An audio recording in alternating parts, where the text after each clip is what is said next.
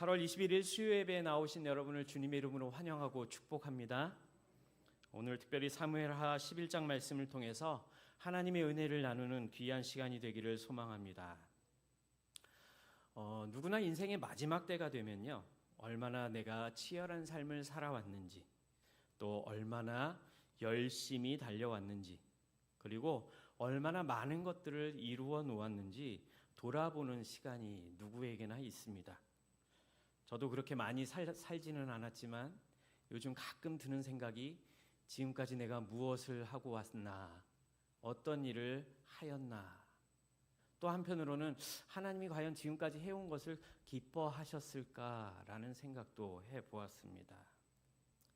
우리의 삶이 어땠는지 한 문장 또는 짧은 문장으로 표현하기는 힘들 것 같습니다. 하지만 우리 삶에 있어서 또 내가 걸어온 길을 우리의 자손들이 바라본다면 과연 나를 어떻게 평가할 것인가?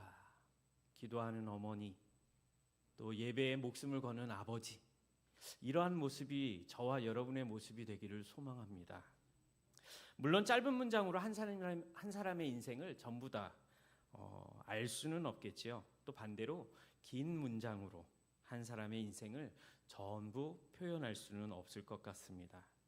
그러나 여러분과 저의 인생이 하나님 앞에 어떤 평가를 받게 될 것인지 생각해 보며, 또 오늘 말씀을 통해서 저와 여러분의 삶을 돌아보며 다시 새롭게 시작하시는 은혜가 넘치시길 주님의 이름으로 축복합니다. 오늘 특별히 다윗의 생을 한번 살펴보려고 합니다. 여러분과 제가 모두 다 잘 알고 있는 본문이기도 하지요. 오늘 혹시 새벽기도 말씀을 들으셨는지요? 저는 깜짝 놀랐습니다. 제가 해야 될 설교를 우리 전도사님께서 다 하셨더라고요. 그래서 고민을 했습니다. 전도사님께서 다 말씀하셨으니 이제 말씀을 마치겠습니다 라고 끝내면 얼마나 은혜로울까. 그런데 또 저 나름대로 열심히 준비했기 때문에 여러분들과 함께 은혜를 나누려고 합니다. 여러분과 제가 읽었던 본문은 어떻게 보면 다윗의 생애에 있어서 가장 크고 유일한 오점이다라고 말할 수 있는 사건을 기록한 본문이기도 합니다. 전부 다 읽지는 않았지만 앞에 기록된 성경의 본문 말씀을 보게 되면 밧세바 사건이었구나라는 것을 누구나 알고 있으실 겁니다. 나중에 말씀드리겠지만 다윗의 인생에 있어서 후반기에 만났던 어려움들과 문제의 원인이 바로 여기에서부터 시작된 것이라고 말할 수 있을 것입니다. 어른들이 하시는 말씀에 젊어서는 고생을 좀 해도 된다. 젊어서 고생은 뭐 한다고요? 네, 사서도 한다라는 말씀이 있죠. 그런데 그거는 젊었을 때의 이야기고요. 인생의 후반기에 젊어들면서 고생하면 정말 어렵습니다. 나이가 들면 더욱더 건강해야 함에도 불구하고, 그리고 자녀들이 잘 되어야 함에도 불구하고 건강에 문제가 생기기도 하고 자녀들의 가정과 사업에 문제가 생기면 육신도 점점 연약해지는데 마음과 육체적으로 더 힘들고 더 고생하게 되는 것을 느끼지요. 오늘 다윗이 이 사건을 통해서 그가 만난 문제, 그리고 유일한 오점이라고 하는 이 사건의 원인이 과연 무엇이었을까? 그리고 우리가 만약 우리의 삶 속에서 다윗과 같은 상황을 만나게 되면 과연 우리는 어떻게 대처해야 할 것인가? 몇 가지만 말씀을 통해서 한번 생각해 보려고 합니다. 그 원인들을 오늘 본문에서 기록하고 있는데, 먼저 1절 말씀을 보시면 1절의 시작이 이렇게 되지요. 그 해가 돌아와 왕들이 전쟁에 출전할 때가 되었다라고 기록하고 있습니다. 왕들이 전쟁에 출전할 시기가 되었다. 그런데 무슨 일인지 1절 후반부에 들어가 보면 부하들을 전부 보내고 다윗은 어디에 있었다고요? 예루살렘에 그대로 있었다라고 기록하고 있습니다.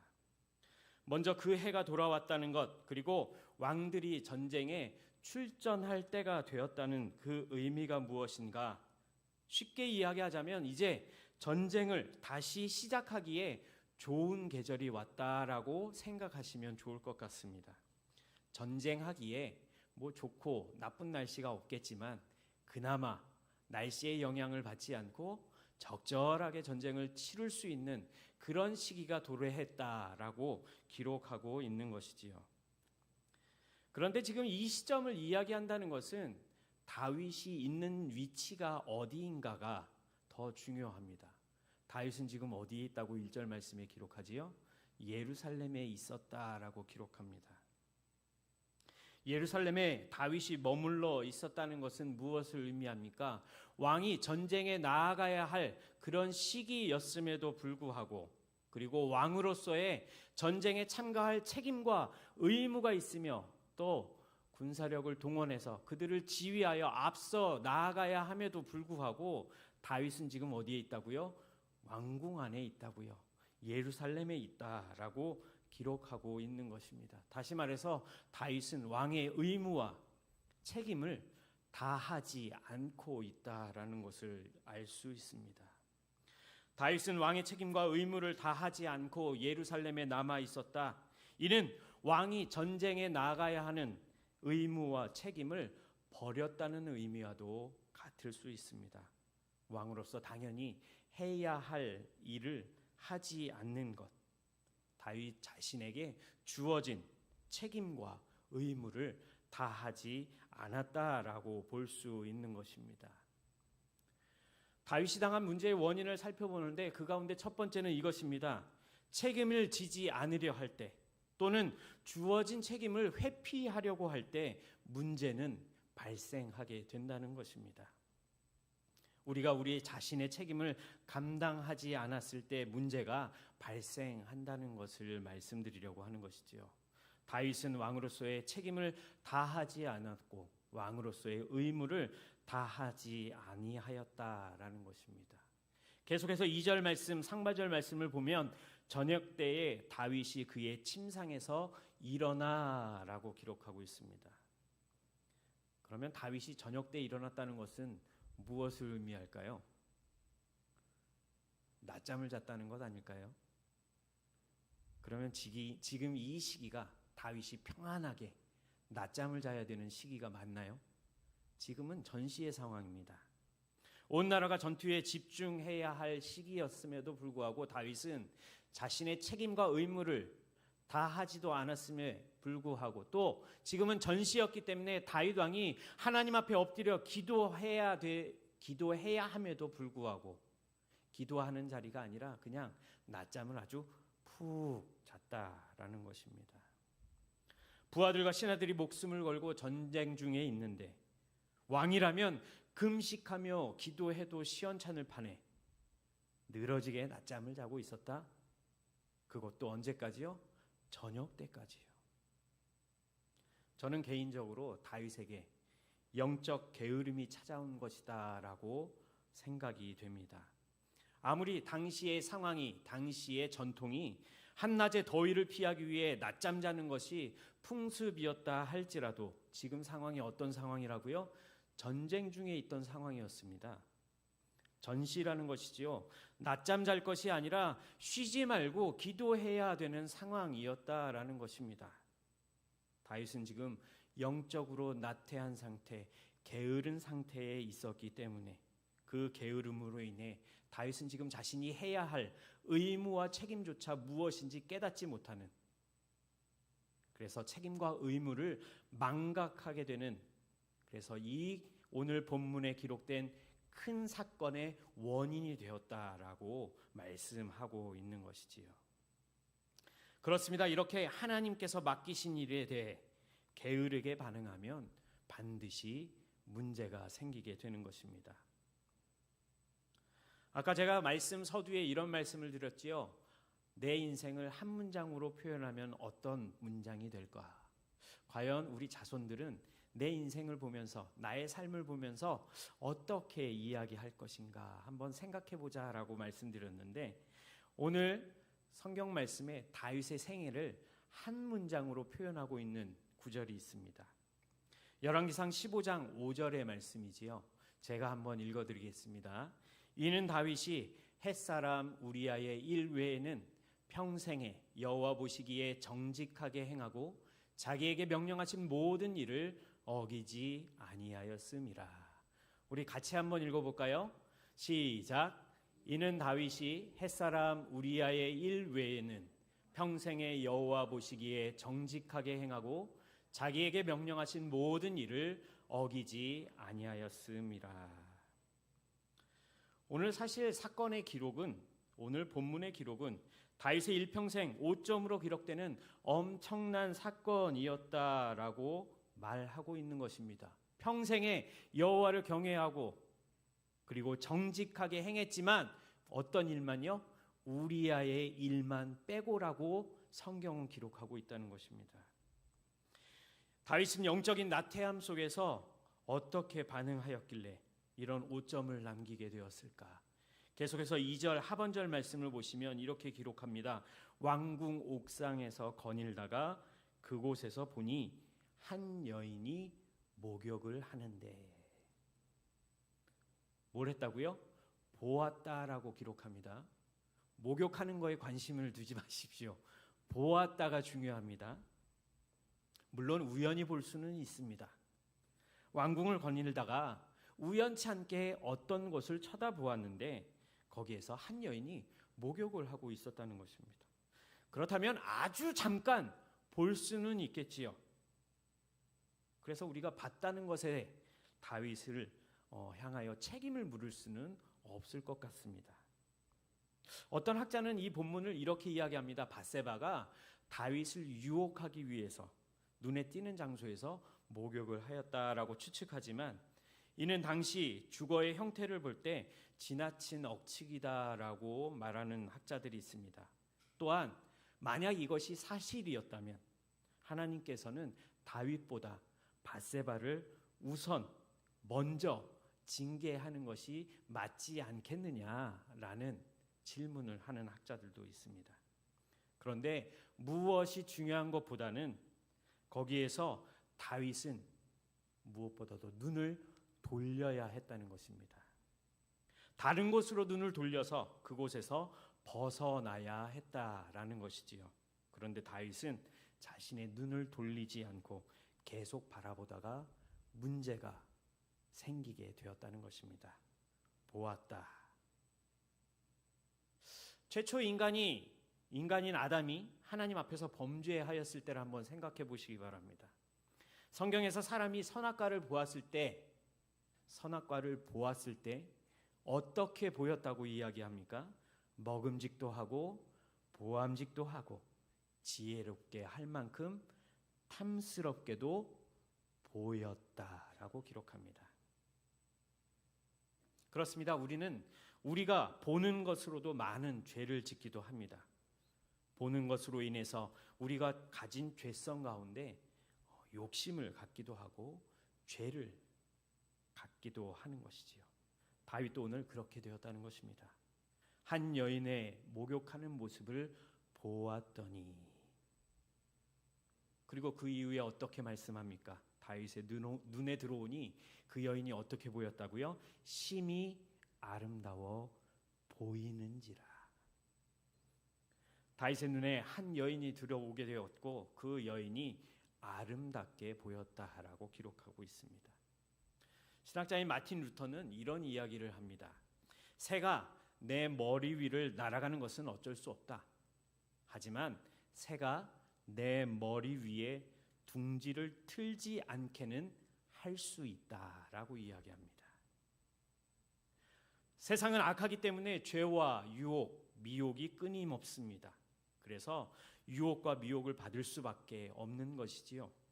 그런데 중요한 것은 새가 머리 위로 지나가는 것은 막을 수 없는 것처럼 나쁜 생각이 머리를 스치는 것은 막지 못한다 할지라도 새가 머리 위에 둥지를 트는 것은 틀게 해서는 안 된다는 이야기처럼 나쁜 생각이, 죄의 유혹이 우리 마음 가운데, 우리 중심 가운데 자리 잡지 않도록, 그래서 죄로 인해 영향을 받지 않도록 막을 수 있다라는 것입니다.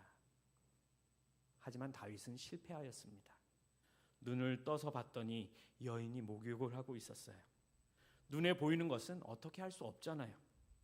그런데 중요한 것은 루터의 말처럼 나쁜 생각, 나쁜 정욕이 루터의 말처럼 둥지를 틀게 해서는 안 된다는 것이었습니다. 다윗은 반드시 그 자리를 박차고 나와야 했습니다. 끊어야 했습니다. 그런데 다윗은 이것을 다스리지 못했다라는 것입니다. 다시 말해 이겨내지 못하고 실패하였다는 것이지요. 여기에서 끝났으면 좋았을 텐데 더 많은 죄를 짓고 말지요. 그런데 여러분 한번 생각해 보십시오. 이 사건이 그냥 하루아침에 일어난 사건이었을까요?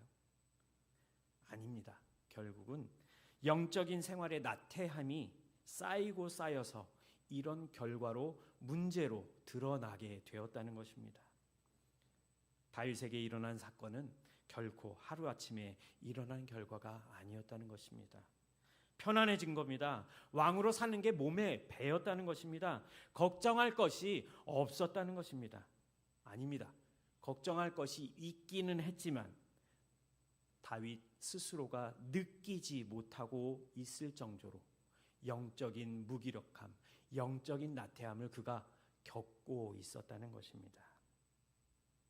사랑하는 여러분, 우리가 가장 긴장할 때 해야 될 때가 언제일까요? 잘 될 때 긴장하셔야 됩니다. 기도는 안 될 때 하는 것이 아니라 하나님을 찾는 것은 문제가 있을 때 찾는 것이 아니라 오히려 잘 될 때, 잘 풀릴 때 하는 것이고 찾는 것임을 믿으시기 바랍니다. 평안할 때 더 기도 많이 하십시오. 힘써 기도하십시오. 왜 그럴까요? 영적인 게으름이 하나님을 떠나게 만들고 죄를 범하게 만들기 때문입니다. 항상 기억하시기 바랍니다. 기도와 말씀의 끈이 어느 순간부터 느슨해지거나 풀어지기 시작할 때 우리는 더욱 조심해야 하는 것입니다. 만약 이 경고를 무시하는 순간 우리에게는 문제가 나타날 수밖에 없다는 것입니다. 깨어 기도하시기 바랍니다. 영적인 긴장감을 느슨하게 하지 마시기 바랍니다. 다윗은 자신이 지은 죄의 결과를 무마하기 위해서 어떤 방법을 사용하지요? 인간적인 방법을 사용합니다. 인본주의를 사용하고 있다는 것입니다. 우리아를 아내와 잠자리를 할 수 있도록 만들었지만 우리아의 충심으로 인해서 무산이 되게 되었고 결국 우리아를 전장으로 보내어 사망에까지 이르게 만들었습니다. 문제가 될 만한 것들을 인간의 방법으로 제거하려고 했다는 것이죠. 이것이 우리가 피해야 할 인본주의라는 것입니다. 다윗은 우리아를 없애면 모든 문제가 해결될 것이라 믿었던 것이고 자신의 죄를 가리기 위해서 이런 방법 저런 방법을 모두 사용하였지만 자신의 죄를 결코 가릴 수는 없었다는 것이지요.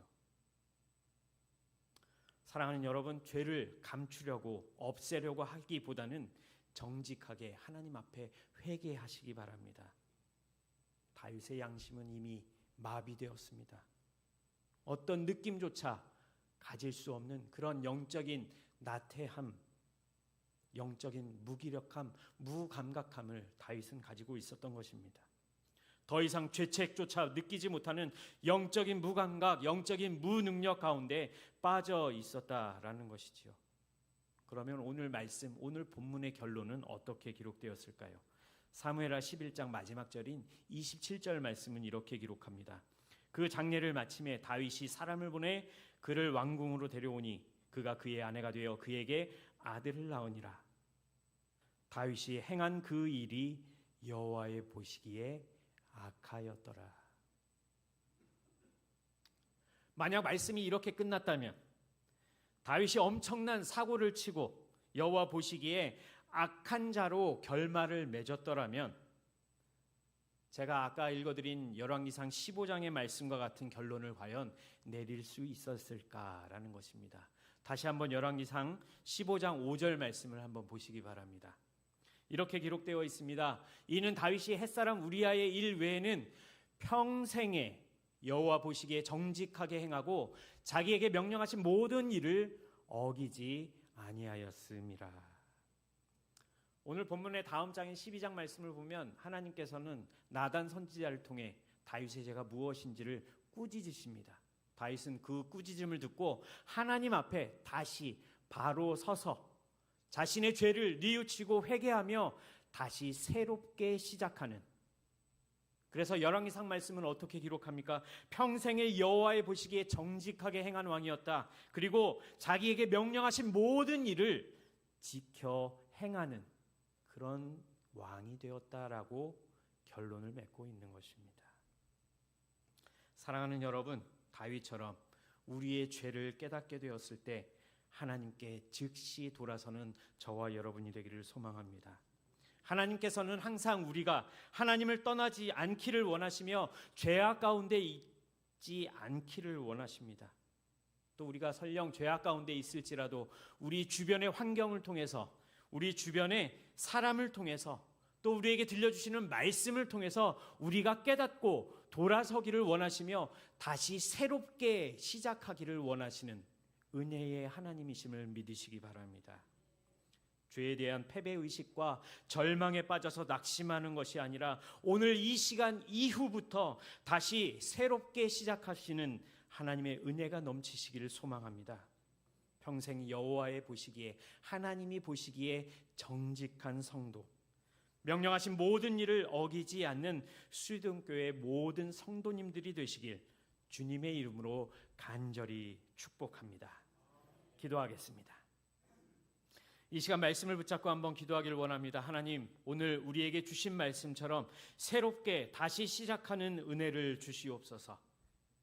오늘까지의, 지금까지의 잘못과 실패를 더 이상 기억하지 않게 하시고 은혜의 하나님, 하나님께서 주신 그 은혜로 다시 시작하는 은혜를 우리 모두에게 허락하여 주시옵소서.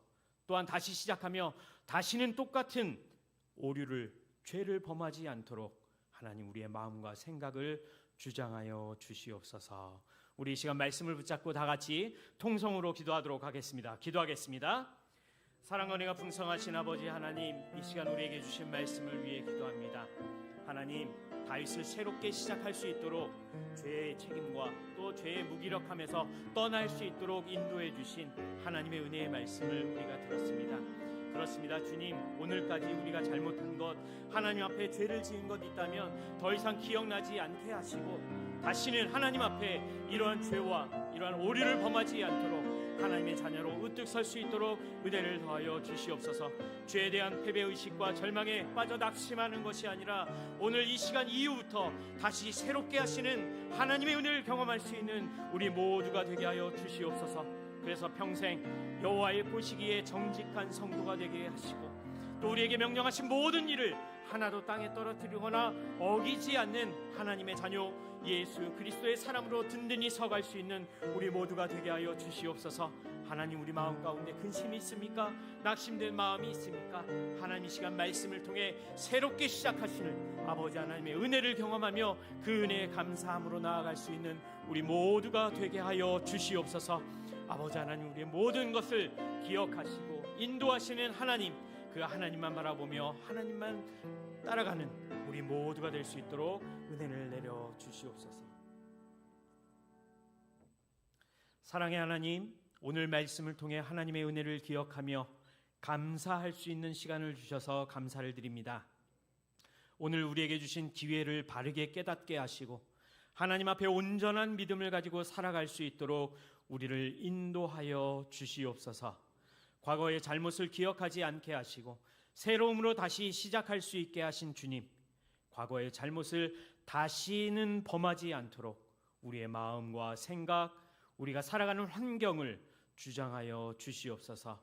그래서 하나님께서 원하시는 하나님 자녀의 삶을, 하나님 자녀다운 삶을 살아가는 우리 모두가 되게 하여 주시옵소서. 더운 날씨에도 건강 잃지 않도록 인도하여 주시고 한 주간의 나머지 후반도 하나님과 동행하는 우리 모두가 되게 하여 주시옵소서. 예수 그리스도의 이름으로 기도드립니다.